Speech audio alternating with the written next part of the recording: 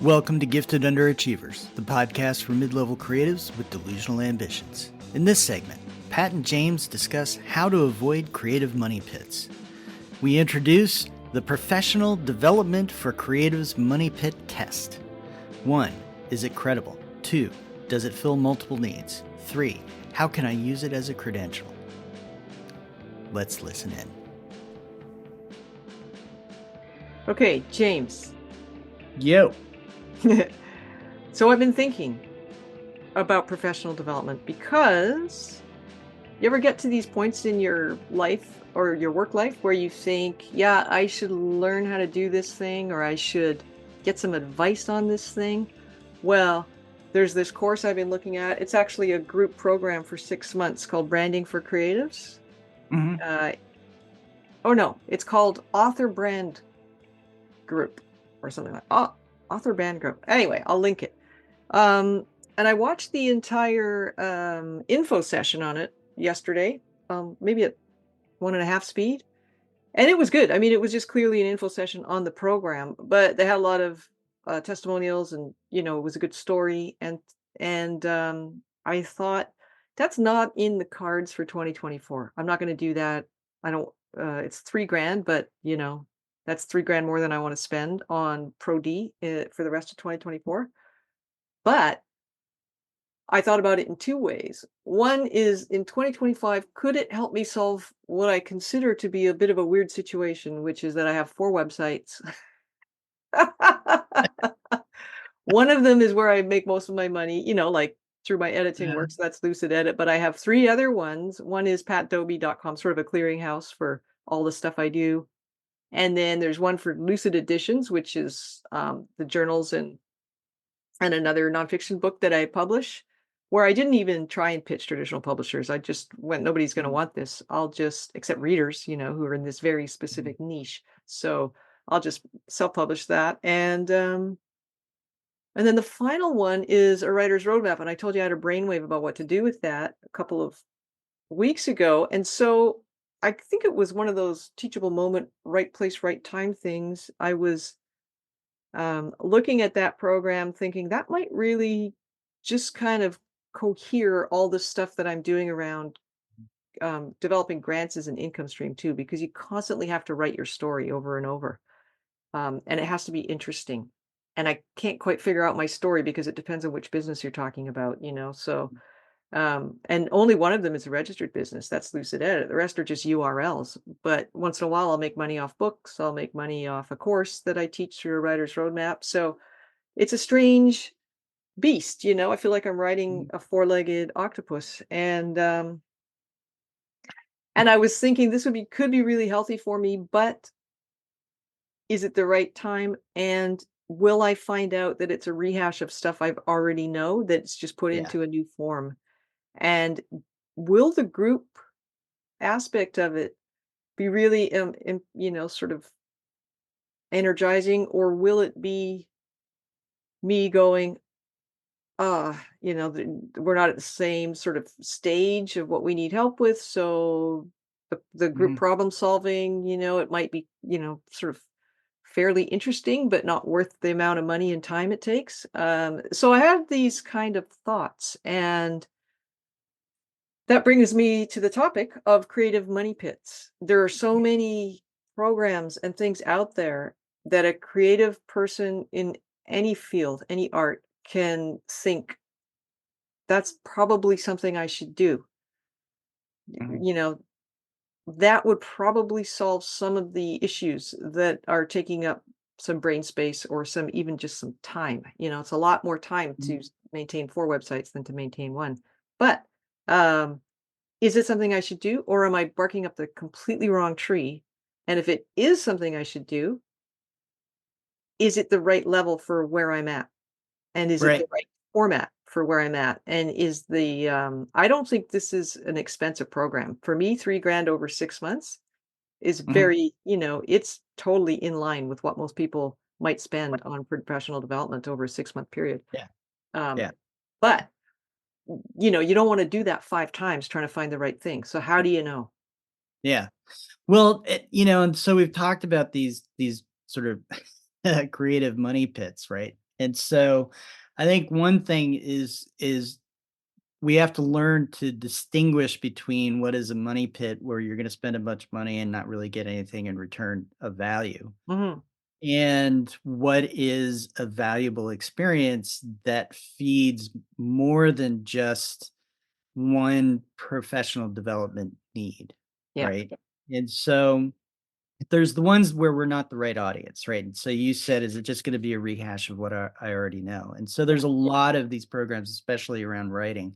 But I think if you're a photographer, painter, musician, et cetera, there's tons of these programs too, Mhm. where it's really targeted towards, somebody who's at an entry level, Yeah. right? Who hasn't figured out basic writing skills or photography skills, who has no understanding of the business, and so is looking for any kind of inkling of how does this work and how can I do this. And so for somebody like you and I and probably the people listening, we're not the right audience for that. And I Mhm. think too that there's a lot of scams going on there where you have people who graduate, um, maybe with an MFA or some other skill set that they're looking to quickly monetize and also build their own platform for their own publishing or what have you, that put out these little courses and classes and freebies and not so freebies.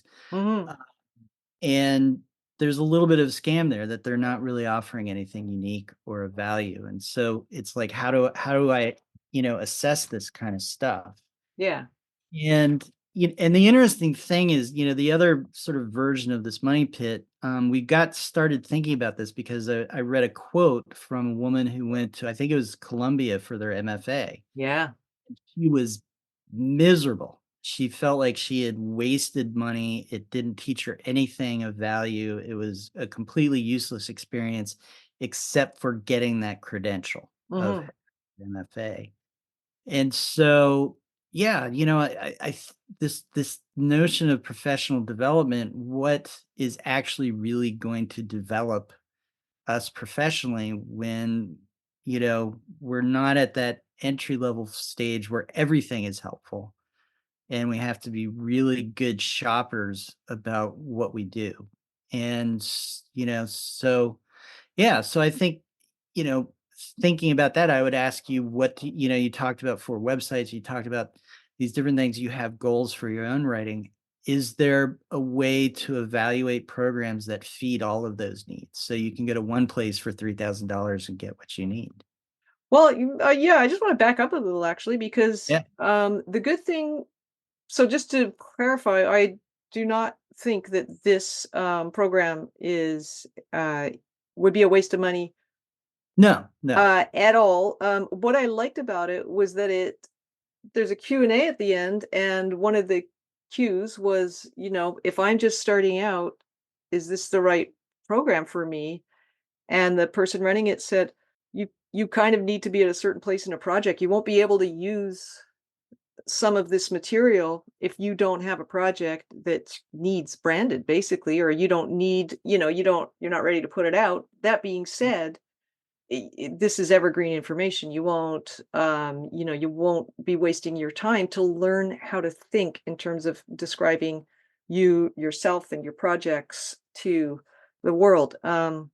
So there's a lot of, the person running it has a lot of integrity in my opinion. So there's all that, but I know what you mean about, I think, trying to decide what you want a program for. What's the question you're trying to answer with this professional development can be the biggest key. And for both of us, a lot of that has to do with who you meet, Mm, because once you're in the middle rungs, it's less about what you know how to do and more about who you can connect with, who you know that knows somebody else who can put your work in just in front of a different sort of mm, level of buyer in a way. So um, maybe start thinking about the fact that any pro D I need to do in the next year or so, I can learn branding and sort of really apply it to my current situation, which is not actually a problem. I just don't update mm, 2 or 3 other websites. I just leave them alone. They do what they're mm. meant to do, and I it's cheap to pay for the URL because they're pretty specific. But I think I want to use them and integrate everything to the utmost of my ability. So it's sort of more of a personal kind of a Mm, personal challenge to figure out how that works. Um, and if I'm going to do some pro D on that aspect of my working life, which I feel like is the next problem for me to solve or the next challenge I mm, want to work out, uh, it has to be an environment where I'm going to be around people who will somehow expand my career prospects. mhm, Whether mhm. they're taking the course, giving the course, they know people, it doesn't really matter. And I don't want to sound like I'm a user because I'm not. I'm pretty friendly, Well, but I mean, it's like what the whole point of getting into places like McDowell is not so you can go lie in a particular bed and sit at a particular desk. It's because of who you have lunch with. yeah, yeah, and it's that credential of being able to put on your website and everything that you send out, McDowell Yeah. Fellow, Yeah. what have. But I also really hate sort of bandwagon stuff. So I like it when people are coming from the side with something that the person who runs this particular program, she's been doing it for decades and like a couple of decades, actually about a decade just working specifically with authors, but before that she was a branding expert in other areas. So the I like working with people who are not at the not at the top of the heap in whatever they're teaching. It's like the ones who are kind of three quarters of the way up that have a really good take on it, who know Mhm, exactly what they're doing, who've worked out what they're teaching and are good at it and have started expanding it, taking on staff or changing how they do it because they figured out mhm. what works and what doesn't work, but they aren't just like counting the money as it comes in. They're still Yeah. super engaged. Yeah, yeah, people who are trying to serve, right? And Yeah. so, I mean, we've talked about this with the podcast, right? And we've sort of said, we want a podcast that's fun, that Yeah. feels like community, but also that provides value and isn't about, oh, are you, paying your $4 a month or Yeah. 68 or what have you kind of Yeah. thing. And that's because ultimately, we know that if we serve people who listen to this, we're serving ourselves. Yeah, Right. yeah. Well, I'm learning something every single episode. Yeah, yeah. Yeah, Yeah. doing well by doing good kind of thing. Mhm. And so I like that this, um, source that you found is willing to have those kinds of conversations and say, "It may not be right for you if you're not in the right stage of a project," Yeah. right? So it's not, "Oh, I need to get the money." It's more, "I need to get clients who I can really serve, who are gonna thrive." Yeah. Uh Who can use what I'm teaching, Yeah. basically. Yeah, Yeah.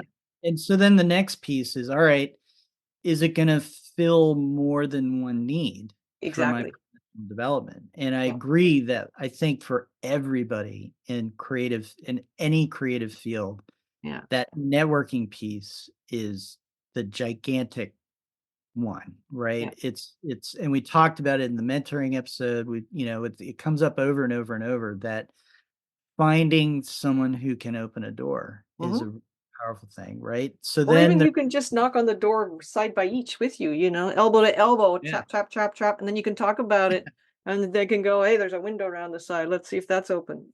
Yeah, well, like going to writers conferences that have panels of literary agents and publishers, acquisitions editors is awesome, not because they're going to say anything that's, some bright flash illuminating, oh, I didn't know that, but you can walk up to them afterwards and say, hey, I think you're really smart, Yeah. wink, wink, nudge, nudge.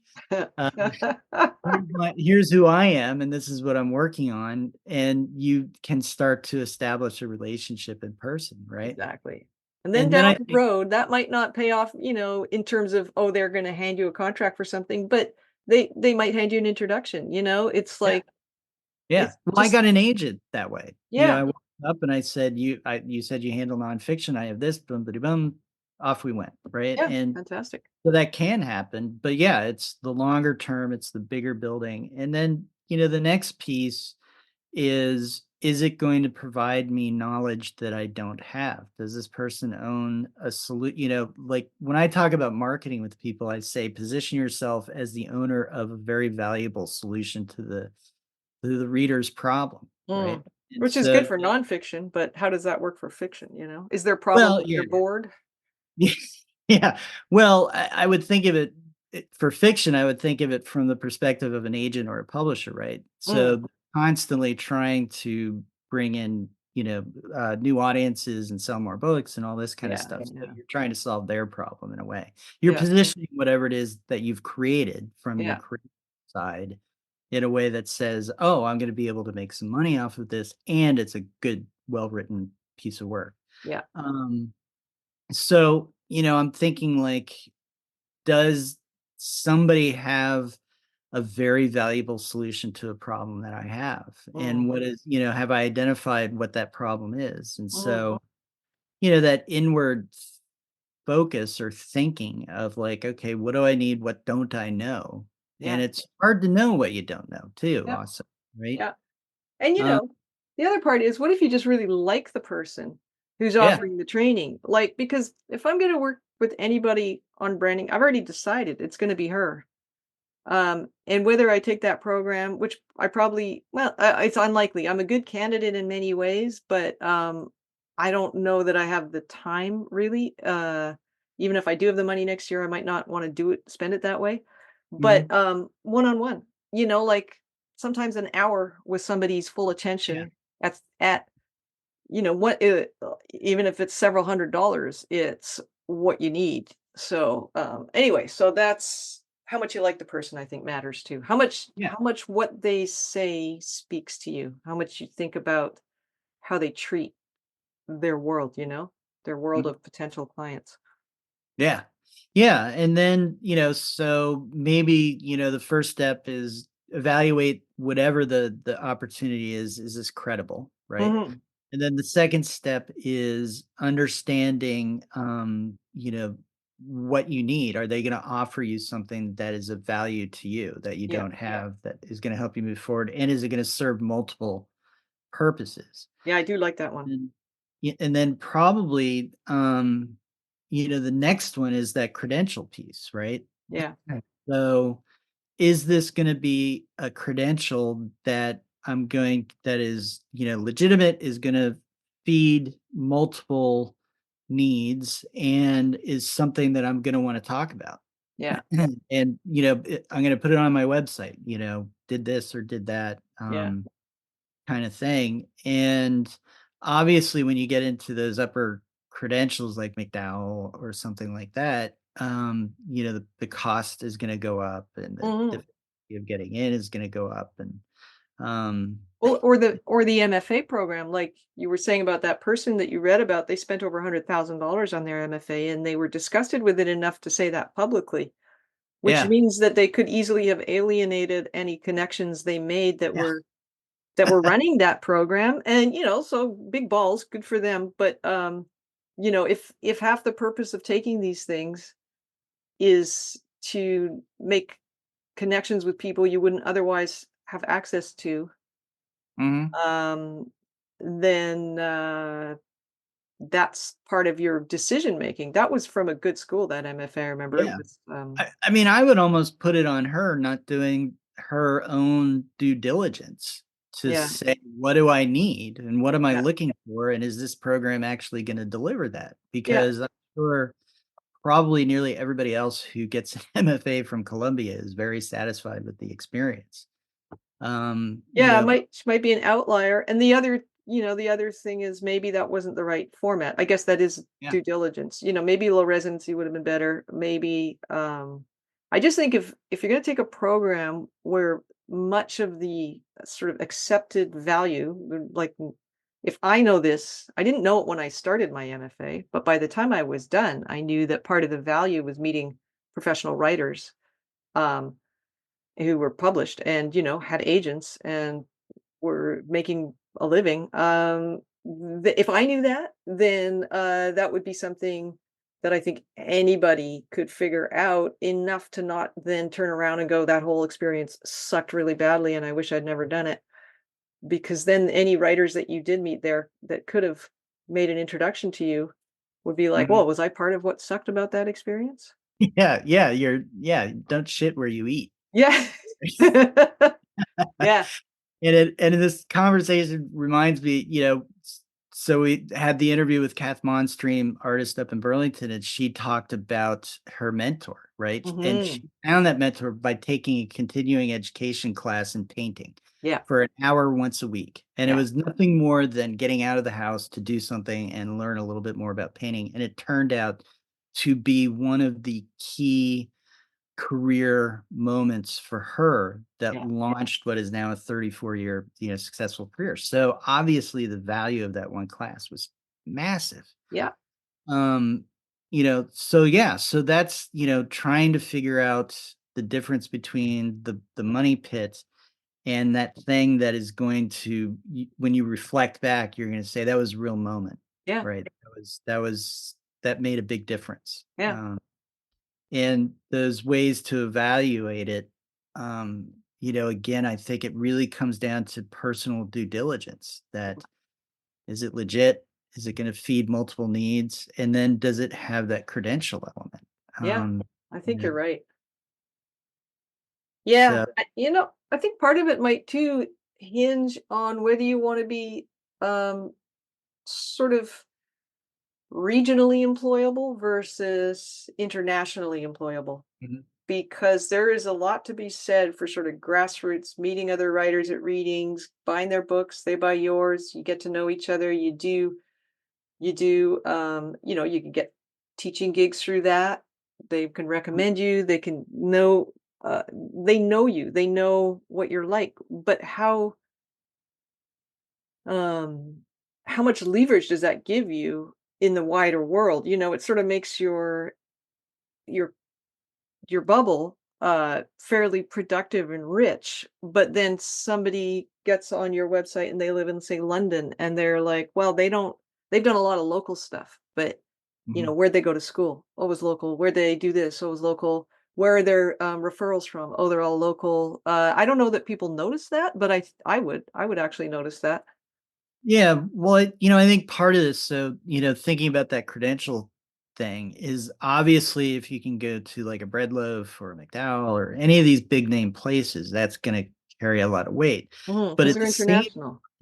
at the same time, this Mm. program that you're talking about, I would list on my resume or my website or my marketing because it shows seriousness, right? Right. I never thought of it that way because I've taken a lot of Pro D. I try to do I mean, I do a few conferences like before COVID, I was doing a conference every year. And Mhm. usually in the States because it's easy to get to.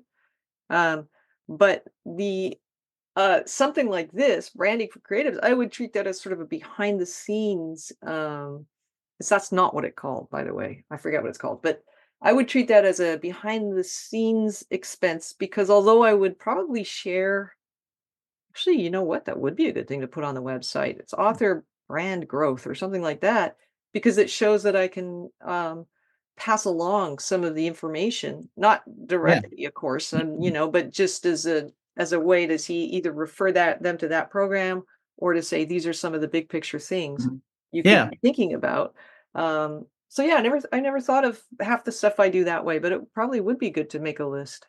Yeah, it's like a merit badge, Yeah, kind right? of. Yeah. Where, I've got the branding merit badge, Yeah. I've done the studying and, I can see since you've got a lot of these creating a space on your website, in your CV where it just says, professional development and Yeah. you list Yeah. things out because to me, all of that stuff has meaning, Yeah. and you can translate that meaning to potential clients Mhm.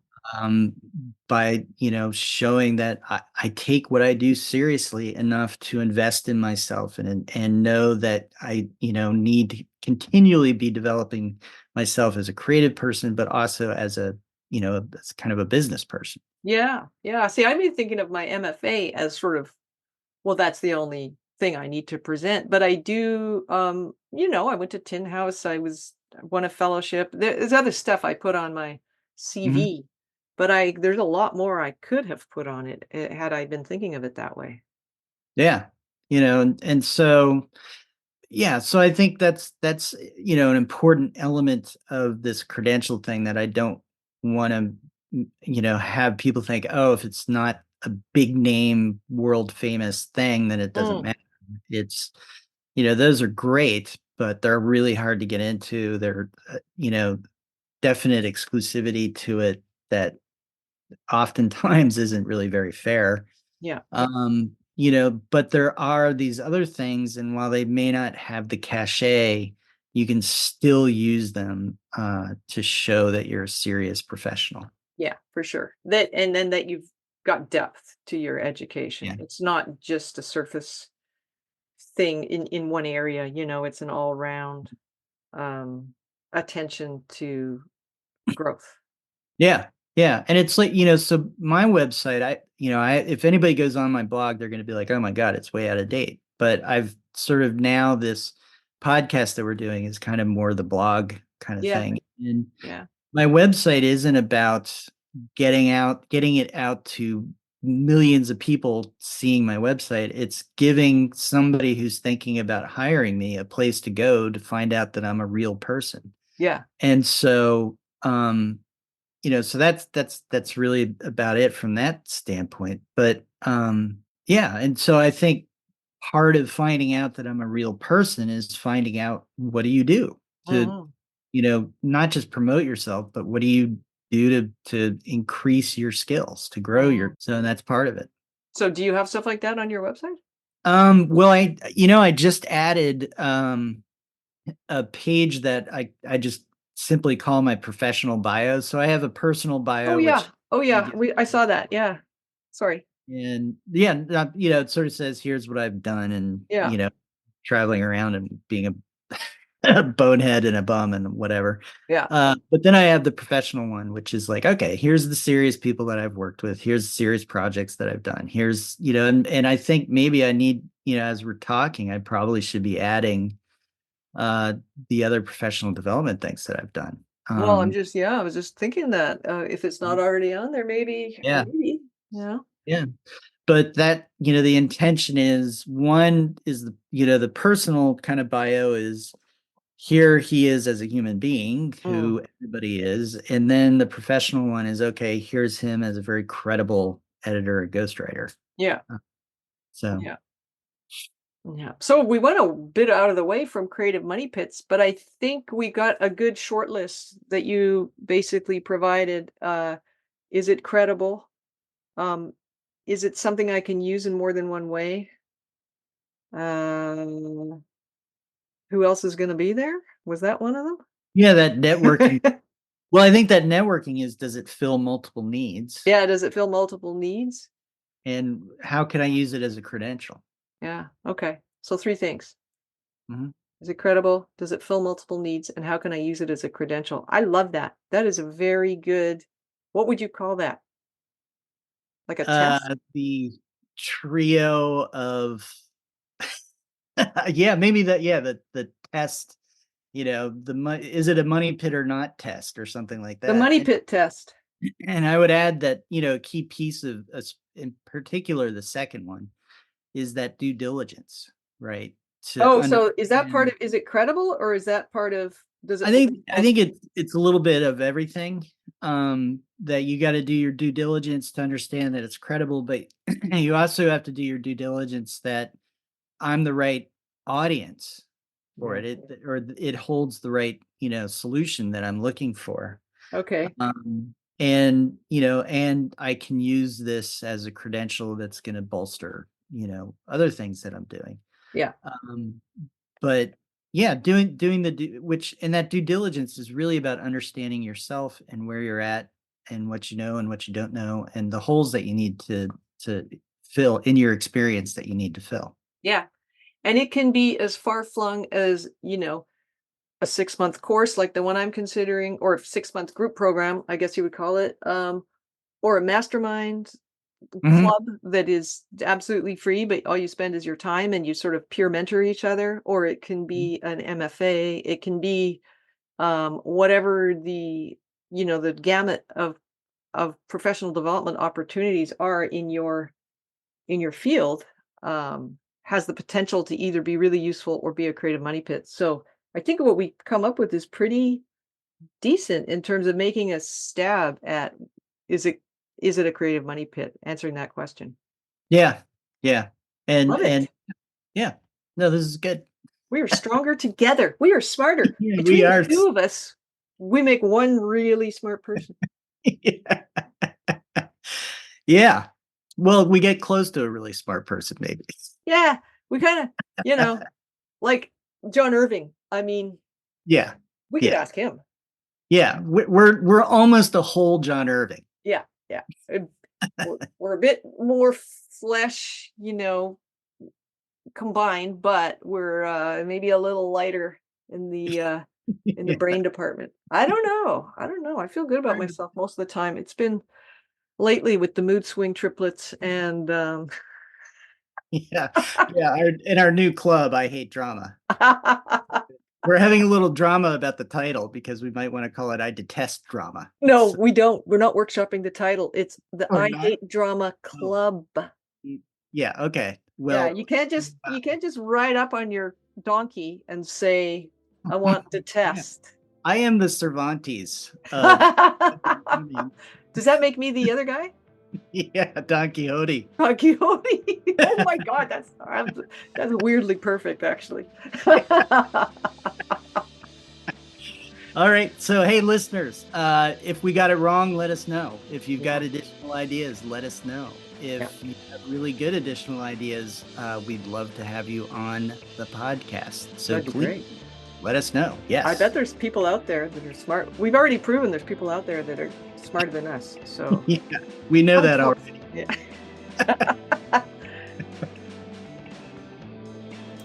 Thanks for listening to Gifted Underachievers, the podcast for mid-level creatives with delusional ambitions. We'd love to hear how we're doing, so please leave a comment, join our chat page, or send us an email at giftedunderachievers@substack.com. Have an awesome day.